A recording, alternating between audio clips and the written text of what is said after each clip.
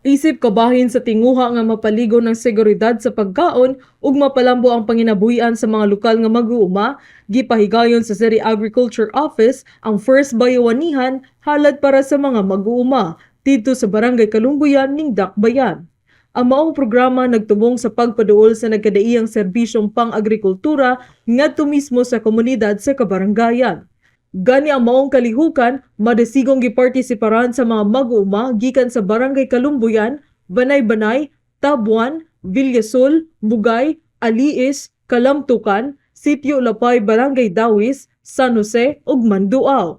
Aron ipakita ang seryosong suporta sa lokal nga pangagamhanan, personal nga mitambong sila City Mayor John T. Raymond Jr. ug Vice Mayor Ruzmar Ayantihing uban sa mga konsehalas ning Dakbayan nga sila Honorable Luis J. Sumalpong ug Honorable Severino Capulso. Diha usab sa City Agriculturist Engineer Kenneth S. Ortez, kauban ang iyang mga section o division chiefs, ingon man ang mga focal person sa mga programa sa City Agriculture Office aron direktang motubag sa mga pangutana sa katawhan. Atol sa programa gipahigayon ang usa ka komprehensibong technical briefing ug information dissemination. Kini gihimo aron mapahingusgan ug mas mapasabot ug maayo sa mga mag-uuma ang mga modernong pamaagi ug serbisyo nga pwedeng mapahimuslan o ma-avail nga libre gikan sa LGU Bayawan. Lakip sa mga kritikal nga hiskutanan maong tractor operations of mechanization, market linkages, organic fishery services ug agri-production support. Gani nakadawat usab ang mga mitambo nga mag-uuma ug mga libreng liso, seedlings ug uban pang agricultural inputs. Ako si Julan Horrel sa Kalumbuyan.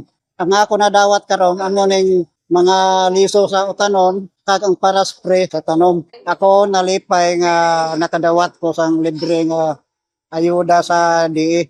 Salamat kayo. Ang adlaw ako si Marilos Galan, taga Sitio Kalumpang, Baryo Kalumbuyan. Nangayo ko ginabang sa gobyerno, nagpasalamat ko nga natagaan ko dayon karong adlaw. Kani akong pasalamatan sa Ginoo ang tanan. Naot paunta nga maayo ang panubaso namo sa among madawat kaning adlaw. Kini nga inisyatiba sa bayawanihan nagpakita lamang nga pinaagi sa panag-uban sa gobyerno ug komunidad, mas masiguro ang madasigon ug malungtarong kaugmaon sa agrikultura nga maoy pundasyon sa ekonomiya sa Dakbayan sa Bayawan.